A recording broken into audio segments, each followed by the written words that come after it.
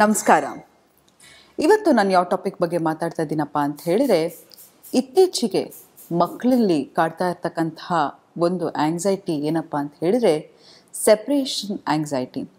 ಇವತ್ತು ನಮ್ಮ ಅಡಲ್ಟ್ಹುಡ್ಡಲ್ಲಿ ನಾವು ಎಷ್ಟೋ ಮೇಜರ್ ಪ್ರಾಬ್ಲಮನ್ನು ನೋಡ್ತಾ ಇದ್ವಿ. ಯಾಕೆ ಅಂತ ಹೇಳಿದರೆ ನಮ್ಮ ಚೈಲ್ಡ್ಹುಡ್ ಟ್ರಾಮಾಗಳೇ ಇರುತ್ತೆ.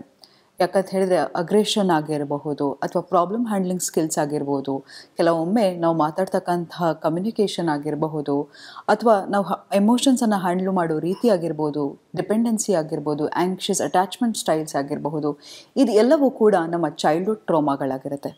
ಎಷ್ಟೋ ಜನಕ್ಕೆ ಪೇರೆಂಟ್ಸಲ್ಲಿ ಸಿಗಬೇಕಾಗಿರ್ತಕ್ಕಂಥ ಎಮೋಷ್ನಲ್ ಬಾಂಡಿಂಗ್ ಸಿಗದೆ ನಾವು ಎಷ್ಟೋ ರೆಡ್ ಫ್ಲಾಗ್ ಇರ್ತಕ್ಕಂಥ ರಿಲೇಷನ್ಶಿಪ್ಪಿಗೆ ಹೋಗ್ತೀವಿ. ಎಷ್ಟೋ ಸತಿ ನಾವು ಪೀಪಲ್ ಪ್ಲೀಸರ್ ಅಂತ ಹೇಳಿದರೆ ಎಲ್ಲರೂ ನಮ್ಮನ್ನು ಮೆಚ್ಚಿಸಬೇಕು, ಎಲ್ಲರನ್ನ ಮೆಚ್ಚುಗೆಗೆ ಒಳಗಾಗಬೇಕು ಅಂತ ಹೇಳಿ ಅವ್ರು ನಮ್ಮನ್ನು ತುಂಬ ಕೆಟ್ಟದಾಗಿ ಟ್ರೀಟ್ ಮಾಡ್ತಾಯಿದ್ರು. ಅವರ ಹತ್ರ ನಾವು ಅಟೆನ್ಷನನ್ನು ಸೀಕ್ ಮಾಡ್ತಾ ಹೋಗ್ತೀವಿ. ಅಥವಾ ಇನ್ನೊಂದು ಕೆಲವೊಮ್ಮೆ ಏನಾಗುತ್ತೆ ಅಂತ ಹೇಳಿದರೆ ಅವ್ರು ನಮಗೆ ಬ್ರೆಡ್ ಕ್ರಂಪಿಂಗ್ಸ್ ಕೊಡ್ತಾ ಇರ್ತಾರೆ. ಅಂತ ಹೇಳಿದರೆ ಯಾವಾಗಲೂ ಒಂದು ಸತಿ ಮೆಸೇಜ್ ಮಾಡೋದು, ಯಾವಾಗಲೂ ಒಂದು ಸತಿ ಕಾಲ್ ಮಾಡೋದು, ನಾವು ಕೆಲವು ಸತಿ ಮಾತಾಡಬೇಕು ಅಂತ ಅನಿಸಿದಾಗ ನಮ್ಮ ಫೋನನ್ನು ಕಟ್ ಮಾಡೋದು, ಇದೆಲ್ಲವೂ ಕೂಡ ಬ್ರೆಡ್ ಕ್ರಂಪಿಂಗ್ ಅಂತ ಹೇಳ್ತೀವಿ. ನೋಡಿ, ಒಂದಂತೂ ಹೇಳ್ತೀನಿ, ಎಲ್ಲಿ ರೆಸ್ಪೆಕ್ಟ್ ಇರಲ್ವೋ ಅಲ್ಲಿ ಖಂಡಿತವಾಗ್ಲೂ ಪ್ರೀತಿ ಇರಲ್ಲ. ಸೊ ರೆಸ್ಪೆಕ್ಟ್ ಆ್ಯಂಡ್ ಪ್ರೀತಿ ಎರಡೂ ಕೂಡ ಟೂ ಫೇಸಸ್ ಆಫ್ ಕಾಯಿನ್. ಬರೀ ಪ್ರೀತಿ ಅಂತ ಹೇಳಿದರೆ ಆಕರ್ಷಣೆ ಅಲ್ಲ, ರೆಸ್ಪೆಕ್ಟ್ ಎಲ್ಲಿರುತ್ತೋ ಅಲ್ಲಿ ಪ್ರೀತಿ ಇರುತ್ತೆ. ನಮಗೆ ಸಣ್ಣ ವಯಸ್ಸಲ್ಲಿ ಏನಾಗುತ್ತೆ ಅಂತ ಹೇಳಿದರೆ ಯಾರನ್ನು ನೋಡಿದಾಗ ಒಂದು ಆಕರ್ಷಣೆಗೆ ಒಳಗಾಗ್ತೀವಿ, ಬಟರ್ಫ್ಲೈಸ್ ಆಗುತ್ತೆ, ಅಟ್ರ್ಯಾಕ್ಷನ್ ಆಗುತ್ತೆ ಆಪೋಸಿಟ್ ಸೆಕ್ಸ್ ಮೇಲೆ. ಇದೆಲ್ಲವೂ ಕೂಡ ಸಹಜ. ಆದರೆ ದೊಡ್ಡವರಾಗ್ತಾ ಆಗ್ತಾ ನಮಗೆ ಬೇಕಾಗಿರೋದು ರೆಸ್ಪೆಕ್ಟ್. ನೋಡಿ, ನೀವು ಯಾರಿಗೂ ಕಾಲ್ ಮಾಡ್ತೀರಾ, ಅವರು ನಿಮ್ಮ ಫೋನನ್ನು ನೋಡಿ ಇಗ್ನೋರ್ ಮಾಡಿ ಅವಾಯ್ಡ್ ಮಾಡ್ತಾರೆ, ಅವ್ರಿಗೆ ಯಾವಾಗ ಬೇಕೋ ಆಗ ಕಾಲ್ ಮಾಡ್ತಾರೆ ಅಂತ ಹೇಳಿದರೆ ಅದು ಪ್ರೀತಿ ಅಲ್ಲ. ಆದರೆ ಇವತ್ತು ನಾನು ಯಾವುದ್ರ ಬಗ್ಗೆ ಮಾತಾಡ್ತಾ ಇದ್ದೀನಿ ಅಂತ ಹೇಳಿದರೆ ಮಕ್ಕಳಲ್ಲಿ ಆಗಿರ್ತಕ್ಕಂತಹ ಸಪ್ರೇಷನ್ ಆಂಗ್ಸೈಟಿ. ಮಕ್ಕಳಲ್ಲಿ ಒಂದು ರೀಸೆಂಟಾಗಿ ಒಂದು ವಿಡಿಯೋವನ್ನು ನೋಡಿದ್ವಿ, ಎಲ್ಲ ಕಡೆ ಸೋಷಿಯಲ್ ಮೀಡಿಯಾದಲ್ಲಿ ವೈರಲ್ ಆಗಿತ್ತು. ಒಂದು ಸಣ್ಣ ಮಗು ತುಂಬ ಅಳ್ತಾ ಇರುತ್ತೆ. ಯಾಕಪ್ಪ ಅಂತ ಹೇಳಿದರೆ ನನ್ನ ತಂದೆ ತಾಯಿ ನನ್ನನ್ನು ಪ್ರೀತಿಸ್ತಾ ಇಲ್ಲ ಅಂತ. ಯಾಕೆ ಹಾಗೆ ಅನಿಸ್ತಾ ಇದೆ ಅಂತ ಕೇಳಿದಾಗ, ನನ್ನ ತಂದೆ ತಾಯಿ ಇಬ್ಬರು ಯಾವಾಗಲೂ ಜಗಳ ಮಾಡ್ತಾ ಇರ್ತಾರೆ, ನಾನು ಹೋಗಿ ಮಾತಾಡಿದ್ರೆ ಸಿಡುಕ್ತಾರೆ, ಯಾವಾಗಲೂ ಫೋನಲ್ಲಿ ಇರ್ತಾರೆ ಅಂತ. ಹೌದು, ಈಗ ಏನಾಗಿದೆ ಅಂತ ಹೇಳಿದರೆ ನಮಗೆಲ್ಲರಿಗೂ ಡಿಸ್ಟ್ರಾಕ್ಷನ್ ಬೇಕು. ಈಗ ಅತಿ ಹೆಚ್ಚಾಗಿ ನಾವು ನೋಡ್ತಾ ಇರ್ತೀವಿ, ಮಕ್ಕಳು ಸೆಟ್ ಮಾಡಿಕೊಳ್ಳೋದು, ಸಿಕ್ಕ ಸಾಮಾನನ್ನು ಬಿಸಾಕೋದು, ಅಥವಾ ಸ್ಕೂಲಲ್ಲಿ ಹೋಗಿ ಯಾವುದೋ ಮಕ್ಕಳಿಗೆ ಹೊಡೆಯೋದು, ಬುಲಿಯಿಂಗ್ ಮಾಡೋದು, ಇದೆಲ್ಲ ಯಾಕೆ ಹೆಚ್ಚಾಗ್ತಾ ಇದೆ ಅಂತ ಹೇಳಿದರೆ, ನೋಡಿ, ಮಕ್ಕಳ ಪರ್ಸ್ನಾಲಿಟಿ ಹೇಗಪ್ಪ ಇರುತ್ತೆ ಅಂತ ಹೇಳಿದ್ರೆ ತನ್ನ ಫೆಲೋ ಸ್ಟೂಡೆಂಟ್ಸ್ ಆಗಿರ್ಬೋದು, ಪೇರೆಂಟ್ಸ್ ಆಗಿರ್ಬೋದು, ಅಥವಾ ಇನ್ನೊಂದು ಸರ್ಕಲ್ ಎಕ್ಸ್ಟೆಂಡೆಡ್ ಫ್ಯಾಮಿಲಿ ಆಗಿರ್ಬೋದು, ಅವರನ್ನು ನೋಡ್ತಾ ನೋಡ್ತಾ ಅವರು ಇನ್ಕಲ್ಕೇಟ್ ಮಾಡ್ಕೋತಾ ಹೋಗ್ತಾರೆ ಅವರ ಬಿಹೇವಿಯರು. ಸೊ ಅವರ ಮಕ್ಕಳ ಓವರಾಲ್ ಪರ್ಸ್ನಾಲಿಟಿ ಹೇಗೆ ಬೆಳೆಯುತ್ತಪ್ಪ ಅಂತ ಹೇಳಿದ್ರೆ ಎಸ್ಪೆಷಲಿ ಮದರ್ ಅಥವಾ ಪಟರ್ನಲ್ ರಿಲೇಷನ್ಶಿಪ್ ಇರ್ಬೋದು, ಇದರಿಂದ ಅವ್ರುಗಳನ್ನು ನೋಡ್ತಾ ನೋಡ್ತಾ ಬೆಳೀತಾರೆ. ಅದರಲ್ಲೂ ಈಗ ನೋಡಿ, ನಾನೇನೋ ಮಾಡ್ತಾ ಇರ್ತೀನಿ, ನನ್ನ ಮಗು ಬಂದು ಕಾನ್ಸ್ಟೆಂಟ್ ಅಟೆನ್ಷನ್ ಸೀಕ್ ಮಾಡ್ತಾ ಇರುತ್ತೆ. ಹೌದು, ನಾವು ಸಣ್ಣ ಮಕ್ಕಳಲ್ಲಿ ಏನು ಮಾಡ್ತಾ ಇದ್ವಿ ಅಂತ ಹೇಳಿದರೆ ನಮ್ಮ ಪೇರೆಂಟ್ಸ್ ಅಟೆನ್ಷನ್ಗೋಸ್ಕರ ಏನೋ ಮಾಡೋದು, ಡ್ಯಾನ್ಸ್ ಮಾಡೋದು, ಅಥವಾ ಒಂದು ಡ್ರಾಯಿಂಗ್ ಮಾಡೋದು.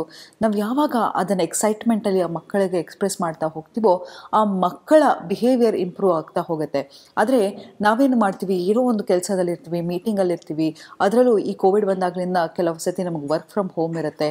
ವರ್ಕ್ ಫ್ರಮ್ ಆಫೀಸ್ಗೆ ಹೋಗಿ ಕೆಲಸ ಮಾಡೋದಕ್ಕಿಂತ ಮನೇಲಿ ಕೂತು ಕೆಲಸ ಮಾಡೋದು ತುಂಬಾ ಸ್ಟ್ರೆಸ್ಫುಲ್ ಆಗಿರುತ್ತೆ. ಆದರೆ ಏನಾಗ್ತಾ ಹೋಗುತ್ತೆ ಅಂತ ಹೇಳಿದರೆ ಮಕ್ಕಳಿಗೆ ನಾವು ಬೇಕಾಗಿರೋ ಅಟೆನ್ಷನ್ ಕೊಡಲ್ಲ. ಸಡನ್ನಾಗಿ ಯಾರೋ ತುಂಬ ಇರಿಟೇಟ್ ಮಾಡ್ತಿದ್ದಾರೆ ಅಂತ ಹೇಳಿ ಸಿಡಕ್ಬಿಡ್ತೀವಿ. ಆಗ ಮಕ್ಕಳಲ್ಲಿ ಒಂದು ಸೆನ್ಸ್ ಆಫ್ ಡಿಸಪಾಯಿಂಟ್ಮೆಂಟ್ ಶುರು ಆಗುತ್ತೆ. ಮತ್ತು ಏನು ಮಾಡ್ತೀವಿ, ಮಕ್ಕಳಿಗೆ ಏನು ಮಾಡ್ತೀವಿ ಅಂದರೆ ಆ ಡಿಸಪಾಯಿಂಟ್ಮೆಂಟಿಂದ ಡಿಸ್ಟ್ರಾಕ್ಷನ್, ಆ ಮಕ್ಕಳನ್ನು ಡಿಸ್ಟ್ರಾಕ್ಟ್ ಮಾಡಲಿಕ್ಕೆ ಏನು ಮಾಡ್ತೀವಿ, ನಾವೇನು ತಪ್ಪು ಕೆಲಸ ಮಾಡ್ತಿರ್ತೀವೋ ಆ ತಪ್ಪು ಕೆಲಸನ ಮಕ್ಕಳಿಗೂ ಮೊಬೈಲ್ ಕೊಟ್ಬಿಡೋದು, ಅಥವಾ ಲ್ಯಾಪ್ಟಾಪ್ ಹಾಕ್ಬಿಡೋದು, ಅಥವಾ ಟಿ ವಿಯನ್ನು ಕೂರಿಸ್ಬಿಟ್ಟು ನೋಡ್ತಾ ಇರೋ ಅನ್ನೋದು. ಹಾಗಾಗಿ ಏನಾಗುತ್ತೆ ಅಂತ ಹೇಳಿದರೆ ಮಕ್ಕಳಲ್ಲಿ ಓವರಾಲ್ ಮೆಂಟಲ್ ಕಾಗ್ನೇಟಿವ್ ಡೆವಲಪ್ಮೆಂಟ್ ಖಂಡಿತವಾಗ್ಲೂ ಸ್ತಬ್ಧ ಆಗ್ತಾ ಹೋಗುತ್ತೆ. ಮಕ್ಕಳಿಗೆ ಆ ಏಜಲ್ಲಿ ಏನಂತ ಹೇಳಿದರೆ 4 ವರ್ಷದಿಂದ 6 ವರ್ಷದಲ್ಲಿ ಮಕ್ಕಳಿಗೆ ಕಾನ್ಸ್ಟೆಂಟಾಗಿ ಅಟೆನ್ಷನ್ ಬೇಕಾಗುತ್ತೆ. ಅದರಲ್ಲೂ ಏನಾಗುತ್ತೆ ಅಂತ ಹೇಳಿದರೆ 2 ಇಯರ್ಸಿಂದ 8 ಇಯರ್ಸ್ ತನಕ ಮಕ್ಕಳ overall development, logical thinking, analytical thinking ಇದೆಲ್ಲವೂ ಬೆಳೀತಾ ಹೋಗ್ತಾ ಇರುತ್ತೆ. ಆಗ ಮಕ್ಕಳಿಗೆ ನಮ್ಮ ಅಟೆನ್ಷನ್ ಬೇಕಾಗುತ್ತೆ. ಮಕ್ಕಳಿಗೆ ನಾವು ಏನನ್ನು ತಿಳಿಸ್ತಾ ಹೋಗ್ತೀವಿ, ಯಾಕೆಂದರೆ ಆ ಏಜಲ್ಲಿ ಎಷ್ಟು ಎನರ್ಜಿ ಇರುತ್ತೆ, ಎಷ್ಟು ಕ್ಯೂರಿಯಾಸಿಟಿ ಇರುತ್ತೆ ಅಂತ ಹೇಳಿದರೆ ಅದನ್ನು ಕಲಿಬೇಕು, ಅದನ್ನು ಮಾಡಬೇಕು, ತುಂಬ ರೆಸ್ಟ್ಲೆಸ್ ಆಗಿರ್ತಾರೆ, ಏನಾದರೂ ಮಾಡ್ತಾ ಇರಬೇಕು ಅಂತ. ಅವರ ಬ್ರೈನ್ ಅಷ್ಟು ಡ್ರಾಸ್ಟಿಕ್ಕಾಗಿ ರ್ಯಾಪಿಡಾಗಿ ಗ್ರೋತ್ ಆಗ್ತಾ ಇರುತ್ತೆ. ಹಾಗಾಗಿ ಅಂತಹ ಟೈಮಲ್ಲಿ ನಾವು ಅಟೆನ್ಷನನ್ನು ಕೊಡಬೇಕಾಗತ್ತೆ. ಇನ್ನೊಂದೇನಾಗುತ್ತೆ ಅಂತ ಹೇಳಿದರೆ ನಾವೊಂದು ಡಿಸ್ಫಂಕ್ಷನಲ್ ರಿಲೇಷನ್ಶಿಪ್ಪಲ್ಲಿ ಇರ್ತೀವಿ, ಡಿಸ್ಫಂಕ್ಷನಲ್ ಮ್ಯಾರೇಜಲ್ಲಿ ಇರ್ತೀವಿ. ನನಗೆ ಮತ್ತು ನನ್ನ ಸಂಗಾತಿಯ ನಡುವೆ ಒಂದು ಒಳ್ಳೆ ಅಂಡರ್ಸ್ಟ್ಯಾಂಡಿಂಗ್ ಇರಲ್ಲ, ಬಾಂಡಿಂಗ್ ಇರಲ್ಲ. ಮಕ್ಕಳ ಮುಂದೆ ಅಬ್ಯೂಸಿವ್ ವರ್ಡ್ಸನ್ನು ಯೂಸ್ ಮಾಡೋದಾಗಿರ್ಬೋದು, ಫಿಸಿಕಲ್ ಅಬ್ಯೂಸನ್ನು ಮಾಡೋದಾಗಿರ್ಬೋದು, ಸಿಕ್ಕ ಸಾಮಾನನ್ನು ಎಸೆಯೋದಾಗಿರ್ಬೋದು. ಇದೆಲ್ಲ ಮಕ್ಕಳಲ್ಲಿ ಒಂದು ಸೆನ್ಸ್ ಆಫ್ ಸೆಕ್ಯೂರಿಟಿಯನ್ನು ಸ್ನಬ್ ಮಾಡ್ತಾ ಹೋಗುತ್ತೆ, ಮಕ್ಕಳಲ್ಲಿ ಒಂದು ಭಯದ ವಾತಾವರಣವನ್ನು ಸೃಷ್ಟಿ ಮಾಡ್ತಾ ಹೋಗುತ್ತೆ.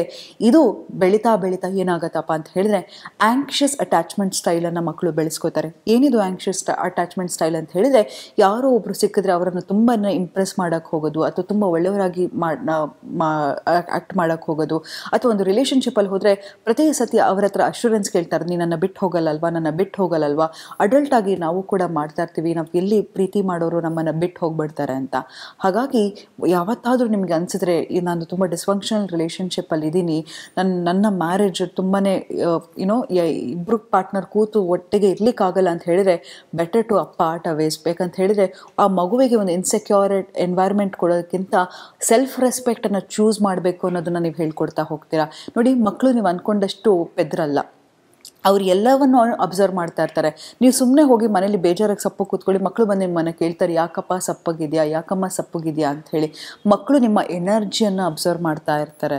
ಸೊ ಹಾಗಾಗಿ ಅವ್ರ ಹತ್ರ ನೀವು ಎಷ್ಟು ನಿಮ್ಮ ಒಳ್ಳೆ ಟೈಮನ್ನು ಕೊಡಲಿಕ್ಕೆ ಸಾಧ್ಯನೋ. ಯಾಕಂತ ಹೇಳಿದ್ರೆ ನಾನು ಯಾವಾಗಲೂ ಹೇಳ್ತಿರ್ತೀನಿ, ಆಕಾಶದಿಂದ ಮಕ್ಕಳು ನನ್ನನ್ನು ಹುಟ್ಟಿಸಿ ನನ್ನನ್ನು ಸೇವ್ ಮಾಡಿ ಅಂತ ಯಾರೂ ಕೇಳ್ತಾ ಇರಲಿಲ್ಲ. ನಾವು ನಮ್ಮ ಸ್ವಾರ್ಥಕ್ಕೆ ಮಕ್ಕಳನ್ನು ಹುಟ್ಟಿಸಿದ ಮೇಲೆ ಅವರ ಓವರ್ ಆಲ್ ಡೆವಲಪ್ಮೆಂಟು ನಮ್ಮ ಜವಾಬ್ದಾರಿಯಾಗಿರುತ್ತೆ. ಹಾಗಾಗಿ ಮಕ್ಕಳನ್ನು ನಿರ್ಲಕ್ಷ್ಯದಿಂದ ಕಾಣೋದು, ಅವರಿಗೆ ಅಟೆನ್ಷನ್ ಕೊಡದೇ ಇರೋದು, ಅಥವಾ ಯಾವುದೋ ಒಂದು ನೋಡಿ ಮೊಬೈಲ್ ಇಟ್ಕೊಂಡು ಡಿಸ್ಟ್ರಾಕ್ಟ್ ಮಾಡೋದಲ್ಲ, ಒಂದು ಬುಕ್ ತೊಗೊಳ್ಳೋದಾಗಿರ್ಬೋದು, ಆ ಬುಕ್ಕಲ್ಲಿ ಕತೆ ಓದೋದಾಗಿರ್ಬೋದು, ಅದನ್ನು ಡ್ರಾಯಿಂಗ್ ಮಾಡೋದಾಗಿರ್ಬೋದು, ಆಚೆ ಮಕ್ಕಳನ್ನ ಕರ್ಕೊಂಡೋಗಿ ಆಟಾಡ್ಸೋದಾಗಿರ್ಬೋದು, ಅಥವಾ ಒಂದು ಮ್ಯೂಸಿಯಮ್ ಕರ್ಕೊಂಡು ಹೋಗೋದಾಗಿರ್ಬೋದು. ಆ ಕ್ಯೂರಿಯಾಸಿಟಿನ ಒಳ್ಳೆ ರೀತಿ ನೀವು ತುಂಬಿಸ್ತಾ ಹೋಗಿ ಒಂದು ಒಳ್ಳೆ ಉನ್ನತವಾದ ಒಂದು ಮಕ್ಕಳನ್ನು ಕೊಟ್ಟರು ಕೂಡ ಸೊಸೈಟಿಗೆ ಒಂದು ಕಾಂಟ್ರಿಬ್ಯೂಷನ್ ಆಗ್ತಾ ಹೋಗುತ್ತೆ ಅಲ್ವಾ. ಯಾಕಂತ ಹೇಳಿದರೆ ಒಂದು ಒಳ್ಳೆ ಮಗುವಿಗೆ ಒಂದು ಒಳ್ಳೆ ಸದ್ಗುಣ ಇರ್ತಕ್ಕಂಥ ಒಂದು ಮಕ್ಕಳನ್ನು ನಾವು ಸೊಸೈಟಿಗೆ ಕೊಟ್ಟರೆ ನಾವು ಏನೋ ಸೊಸೈಟಿಯನ್ನು ಚೇಂಜ್ ಮಾಡೋದು ಬೇಡ. ಒಳ್ಳೆ ಮಗುವಿಗೆ ಒಂದು ಓವರ್ ಆಲ್ ಡೆವಲಪ್ಮೆಂಟನ್ನು ನಾವು ಹೆಲ್ಪ್ ಮಾಡ್ತಾ ಹೋದರೆ ಮಕ್ಕಳು ತುಂಬಾ ಚೆನ್ನಾಗಿ ಬೆಳೀತಾ ಹೋಗ್ತಾರೆ. ಹಾಗಾಗಿ ನಾವು ಈ ಮಕ್ಕಳ ಮುಂದೆ ಜಗಳ ಮಾಡೋದಾಗಿರ್ಬರಲಿ, ಅಬ್ಯೂಸಿವ್ ವರ್ಡ್ಸ್ ಯೂಸ್ ಮಾಡೋದಾಗಲಿ, ಅಗ್ರೆಷನ್ ಆಗಿರಲಿ, ಅಥವಾ ಮಕ್ಕಳಿಗೆ ಕಾನ್ಸ್ಟೆಂಟಾಗಿ ಅಶ್ಯೂರೆನ್ಸ್ ಕೊಡ್ತಾರೆ. ಯಾಕಂತ ಕೇಳಿಸೋತಿ ನಾವು ಎಲ್ಲೋ ಆಚೆ ಹೋಗ್ಬಿಟ್ಟಿರ್ತೀವಿ, ಮಕ್ಕಳು ಮಲಗಿದಾಗ ಹೋಗ್ಬಿಡೋದು, ಅಥವಾ ಮಕ್ಕಳಿಗೆ ಹೇಳ್ದೆ ಹೋಗ್ಬಿಡೋದು. ಇದೆಲ್ಲ ಏನಾಗುತ್ತೆ, ಎದ್ದು ಕೂಡಲೇ ಮಕ್ಕಳಲ್ಲಿ ನಾವು ಕಾಣಿಸ್ಲಿಲ್ಲ ಅಂತ ಹೇಳಿದರೆ, ಮಗು ಅಳ್ತಾ ಇದ್ರೂ ಕೂಡ ಆ ಮಗುಗೆ ಸಮಾಧಾನ ಮಾಡಿ ಹೋಗಿ. ಯಾಕಂತ ಹೇಳಿದರೆ ಹೇಗೆ ಹೋಗ್ಬಿಟ್ರೆ ನಾವು ಮಕ್ಕಳಿಗೆ ಎಷ್ಟೋ ಸತಿ ನಾವು ಮಾಡ್ತೀವಲ್ಲ, ಮಲಗಿದ ಮೆತ್ತಗೆ ಹೋಗ್ಬಿಟ್ಟು ಬಂದ್ಬಿಡೋಣ ಅಂತ. ಅದೆಲ್ಲ ಮಾಡೋಕ್ಕೆ ಹೋಗಬೇಡಿ. ಇದೆಲ್ಲವೂ ಕೂಡ ಮಕ್ಕಳಲ್ಲಿ ಸೆಪ್ರೇಷನ್ ಆ್ಯಂಗ್ಸೈಟಿ ಶುರು ಆಗುತ್ತೆ. ಮತ್ತು ಯಾರೋ ನೆಂಟರು ಬಂದಿರ್ತಾರೆ, ಮಗು ತುಂಬ ಹಚ್ಕೊಂಬಿಟ್ಟಿರುತ್ತೆ, ಅವ್ರು ಹೋದ್ಮೇಲೆ ಕೂಡ ಮಕ್ಕಳು ಅಳ್ತಾ ಇರ್ತಾರೆ. ಆದರೆ ಮಕ್ಕಳಿಗೆ ಹೇಳ್ತಾ ಹೋಗಿ, ಯಾಕಂದರೆ ಮತ್ತೆ ವಾಪಸ್ ಬರ್ತಾರೆ ಅವರು. ಅಥವಾ ನಾವು ಏನು ಮಾಡ್ತೀವಿ, ಮಕ್ಕಳು ಚಂಡಿ ಹಿಡಿದ ತಕ್ಷಣ ಅವಕ್ಕೆ ಹೊಡೆಯೋದಾಗಿರ್ಬೋದು, ಬೈಯೋದಾಗಿರ್ಬೋದು ಮಾಡ್ತೀವಿ. ಆ ರೀತಿ ಮಕ್ಕಳ ಎಮೋಷನ್ಸನ್ನು ಹ್ಯಾಂಡಲ್ ಮಾಡೋಕ್ಕೆ ಹೋಗಬೇಡಿ. ಮಕ್ಕಳಿಗೆ ಅರ್ಥ ಆಗುತ್ತೆ, ಮಕ್ಕಳಿಗೆ ನಿಧಾನಕ್ಕೆ ಕೂತು ಹೇಳ್ತಾ ಹೋಗಿ, ನೋಡು ಅಜ್ಜಿ ಊರಿಗೆ ಹೋಗಿದ್ದಾರೆ, 6 ತಿಂಗಳು ನಂತರ ಬರ್ತಾರೆ, ಅಥವಾ 3 ತಿಂಗಳು ನಂತರ ಬರ್ತಾರೆ, ಅಜ್ಜಿ ಹತ್ರ ನೀನು ವಿಡಿಯೋ ಕಾಲ್ ಮಾಡ್ಬೋದು, ಫೋನಲ್ಲಿ ಮಾತಾಡ್ಬೋದು. ಹೀಗೆ ಮಕ್ಕಳಿಗೆ ಅರಿವು ಮೂಡಿಸ್ತಾ ಹೋಗಿ ಆ ಸಪ್ರೇಷನ್ ಆ್ಯಂಗ್ಸೈಟಿಯನ್ನು ಸೃಷ್ಟಿ ಮಾಡ್ತಾ ಹೋಗಬೇಡಿ. ನೋಡಿ, ನಿಮ್ಮ ಮಕ್ಕಳಿಗೆ ನೀವು ಕೊಡಿಸ್ತಕ್ಕಂಥ ಎಕ್ಸ್ಪೆನ್ಸಿವ್ ಗಿಫ್ಟ್ ಆಗಿರ್ಬೋದು, ಅಥವಾ ಎಲ್ಲೋ ಕರ್ಕೊಂಡು ಹೋಗ್ತಕ್ಕಂಥ ಜಾಗ ಆಗಿರ್ಬೋದು, ಯಾವುದೂ ಜ್ಞಾಪಕ ಬರಲ್ಲ. ನೀವು ಕ್ರಿಯೇಟ್ ಮಾಡ್ತಕ್ಕಂಥ ಎಕ್ಸ್ಪೀರಿಯನ್ಸ್ಗಳಿದೆಯಲ್ಲ, ಅದು ಮಕ್ಕಳ ಮನಸ್ಸಲ್ಲಿ ಅಚ್ಚೆ ಊರುತ್ತೆ. ನೀವು ಯಾವ ಮಾರಲ್ಸನ್ನು ಕಲಿಸ್ತಾ ಹೋಗ್ತೀರಾ, ಇವತ್ತು ನಿಮ್ಮ ತಂದೆ ಅಥವಾ ತಾಯಿ ಹೇಳಿದ್ದನ್ನು ನೀವು ನಡ್ಕೊಂಡು ಹೋಗ್ತಾ ಇರ್ತೀರಾ. ಯಾಕಂತ ಹೇಳಿದರೆ ಆ ಮಾರಲ್ಸ್ ಮೂಲಕ ನೀವು ಜೀವನವನ್ನು ನಡೆಸ್ತಾ ಇರ್ತೀರಾ. ಹಾಗಾಗಿ ಆ ಮಾರಲ್ಸನ್ನು ಕೊಡಿ, ಮತ್ತು ಮಕ್ಕಳಿಗೆ ಆ ಟೈಮನ್ನು ಕೊಡಿ. ಮಕ್ಕಳನ್ನು ಕ್ಯೂರಿಯಾಸಿಟಿಯನ್ನು ನಿಮಗೂ ಗೊತ್ತಿಲ್ಲದೆ ಇದ್ರೂ ಕೂಡ ನೀವು ಕಲ್ತ್ಕೊಂಡು ಒಂದು ಸೈನ್ಸ್ ಎಕ್ಸ್ಪೆರಿಮೆಂಟ್ ಮಾಡೋದಾಗಿರ್ಬೋದು, ಒಂದು ಮ್ಯೂಸಿಯಮ್ಗೆ ಹೋಗೋದಾಗಿರ್ಬೋದು, ಮಕ್ಕಳ ಜೊತೆ ಆಟಾಡೋದಾಗಿರ್ಬೋದು. ಮೊಬೈಲ್ ಮಾತ್ರ ಕೊಟ್ಟು ಮಕ್ಕಳನ್ನು ನೋಡಿ, ಮೊಬೈಲ್ ಕೊಡೋದ್ರಿಂದ ಮಕ್ಕಳು ಒಬ್ಬಿಸಿಗೊಳಗಾಗ್ತಾರೆ, ಪಾಸ್ಚರ್ಸ್ ಹಾಳಾಗುತ್ತೆ, ಕಣ್ಣು ಹಾಳಾಗುತ್ತೆ, ಮತ್ತು ನಮ್ಮ ಮೆಂಟಲ್ ಹೆಲ್ತ್ ಎಷ್ಟು ಹಾಳಾಗ್ತಾ ಇದೆ. ನಾವು ಈ ದಿನವಿಡೀ ಇನ್ಸ್ಟಾಗ್ರಾಮ್, ಫೇಸ್ಬುಕ್ ನೋಡ್ತಿರುವಾಗ ಎಷ್ಟೋ ಸತಿ ನಾವು ಯಾರನ್ನು ಸ್ಟಾಕ್ ಮಾಡ್ತಾ ಇರ್ತೀವಿ, ಅಥವಾ ಕಂಪ್ಯಾರಿಸನ್ ಮಾಡ್ತಾ ಇರ್ತೀವಿ, ಅಥವಾ ಏನೋ ಬೇಡದ ವಿಷಯಗಳನ್ನು ನೋಡ್ತಾ ಇರ್ತೀವಿ. ಇದೆಲ್ಲವೂ ಕೂಡ ನಮ್ಮ ಮಾನಸಿಕ ನಮ್ಮನ್ನು ಕುಗ್ಗಿಸ್ತಾ ಬರುತ್ತೆ. ಮೊಬೈಲಲ್ಲಿ ಬರ್ತಕ್ಕಂಥದ್ದೆಲ್ಲ ಒಳ್ಳೆಯದಲ್ಲ ಅಂತ ನಿಮಗೂ ಗೊತ್ತು, ಮತ್ತು ಯಾಕೆ ಅಂಥದ್ದನ್ನು ಮಕ್ಕಳಿಗೆ ಕೊಡ್ತೀರಾ? ಸೊ ಹಾಗಾಗಿ ಮಕ್ಕಳಿಗೆ ನಿಮ್ಮ ಟೈಮನ್ನು ಕೊಡಿ.